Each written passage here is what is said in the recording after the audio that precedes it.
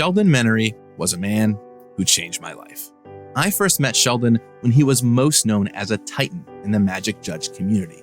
I was just a kid, about 13 years old, and I already admired what he did for the game. A legend even then, whose presence filled the room. Truly larger than life. And that was back in the early 2000s. Over the next 20 years since our initial meeting, I was fortunate to get to know him personally. Whether gathering around the dinner table, talking about favorite films, or, of course, playing games of Commander, the times with him truly were magical. Even during his long and hard battles with cancer, he always kept an optimistic viewpoint and warmed the world for people around him. I really mean it when I say he changed my life, and so many others. He was a pioneer for the Judge program, the godfather of Commander, even a Magic card designer.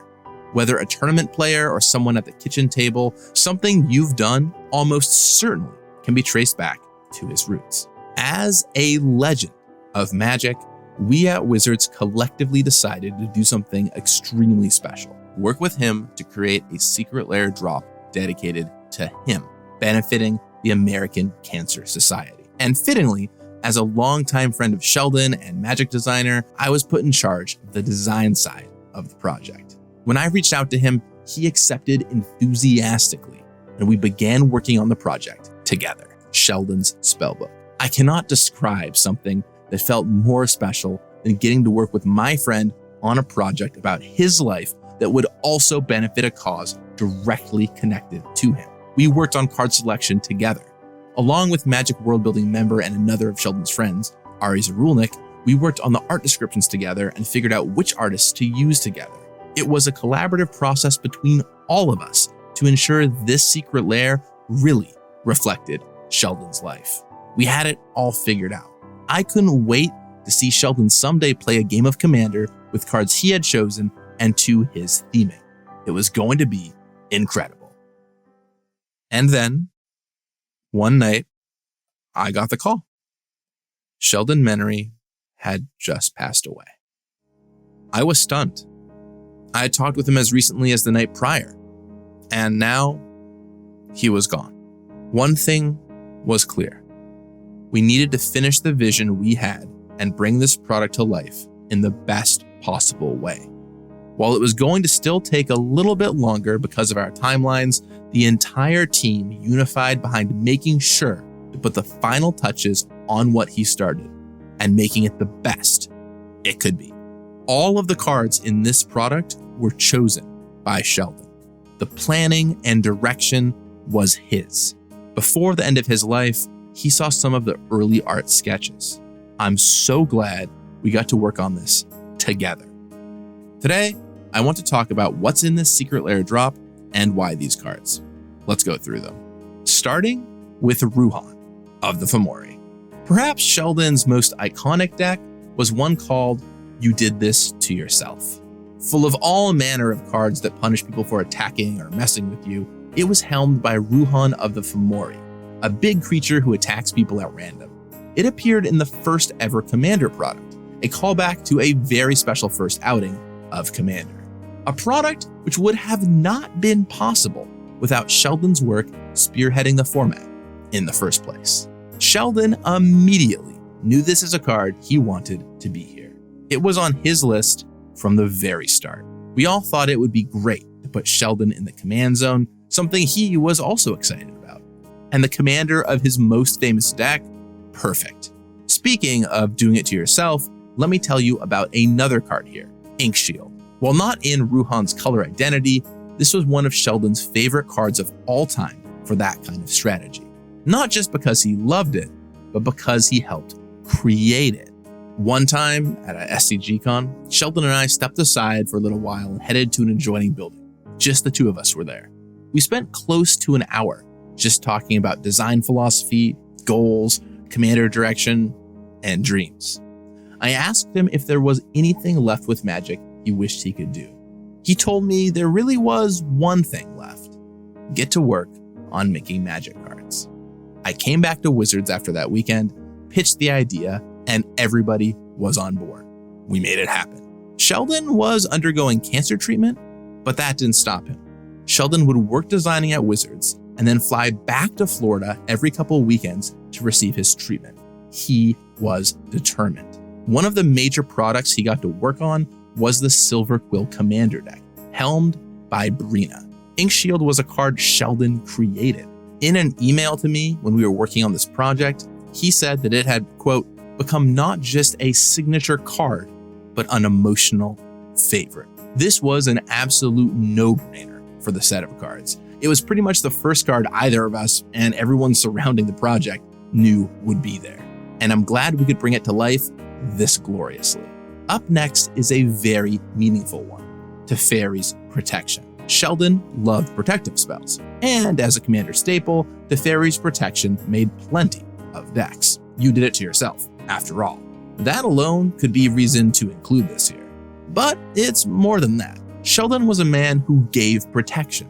He built communities and made sure the people in them felt safe, welcome, and, well, protected. This card helps symbolize that very protection. We grabbed quotes from throughout Sheldon's life for many of these cards, and this was one he said over and over again.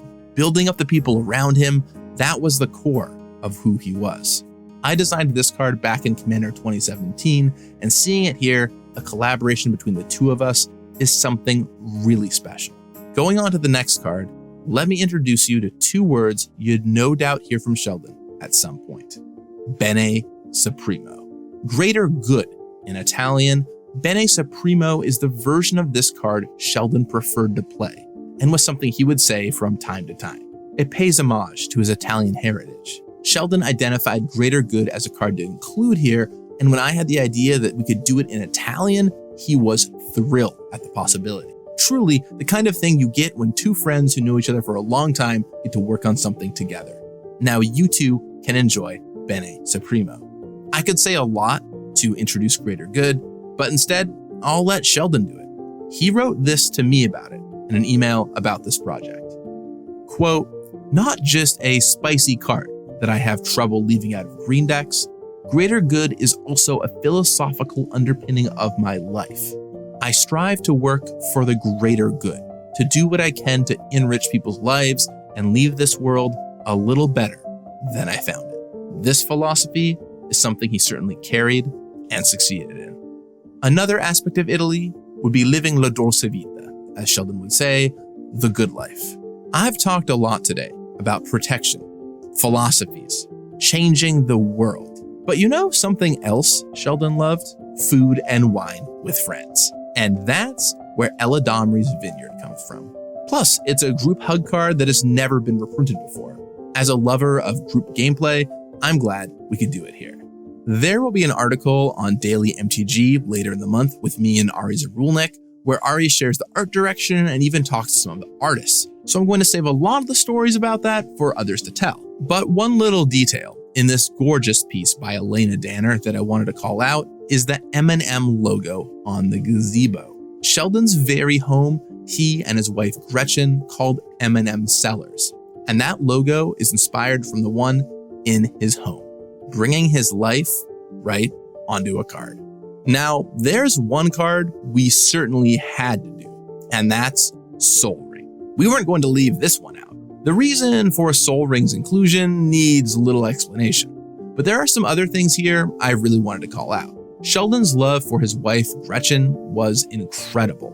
He always talked her up to everybody who would listen, and for a good reason. Not only were they truly in love, but she's one of the most incredible people I've ever met. And as things got harder with Sheldon's cancer, she really took up the mantle of taking care of him and everything he needed on top of a very demanding job. She was always there for him. This art piece depicts a wedding ring, of course, to symbolize that connection to his wife. It also showcases writing, something he was quite fond of and garnered a degree in. The flavor text is taken from Shakespeare's Henry V, a favorite of Sheldon's. He even wrote his dissertation on it. This soul ring truly embodies many aspects of Sheldon's life. And similar to Soul Ring, there is another card that needs no introduction, a Sheldon-themed command tower. Like Sol Ring, this inclusion is probably clear, but two things I wanted to mention in particular. The first is the art. On a call with Sheldon, he told us that he wanted a command tower that didn't look like anything we had seen before, a more unusual tower. And I'd say we got it. Second, that quote from him in the flavor text is one of his favorites, something he said often and would reiterate on stream constantly. He created a safe space for all peoples. I like to believe that in world, this command tower is a safe haven. This flavor text is a message that really caps off Sheldon's Spellbook, a secret Lair drop filled with so many memories, smiles, tears, dreams, and love. When I heard of Sheldon passing, one of my first thoughts was the crushing feeling that Sheldon would never get to hold or play with these cards we worked on together. I was devastated, but as I reflected on it more, I realized it was never about him playing with the cards. I would have loved to have seen it, of course, we all would, but I know for Sheldon, it was always about the community, creating something incredible and special that people around the world could play with, embodying his life and favorite cards, ones that bring people together and impart stories and wisdom through art, mechanics, and flavor text. That's what this was all about. And as an eternal storyteller and community builder, that would make him extremely happy. This is one of the most special projects I've ever had the opportunity to work on. And I'm so glad I got to work on it with my friend, Sheldon Vineyard. Thank you, Sheldon, for everything.